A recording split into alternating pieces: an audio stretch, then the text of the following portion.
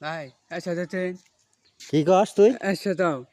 100 টাকা দিম। হ্যাঁ আমার তো পয়সা নাই। দাও থাকে দাও। তাকে দেও। বেয়া দেখে নাকি? ভেদিকা নাকি? হুম। দাও 50 টা নি। 250 দাও। হ্যাঁ? 250। 50 টা নিয়ে আর 100 দাও। হ্যাঁ আমার আনন্দে 100 টাকা আছে।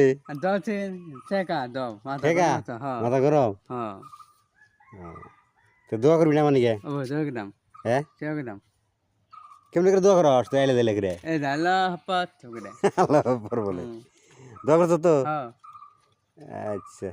অন কোনে গেছস?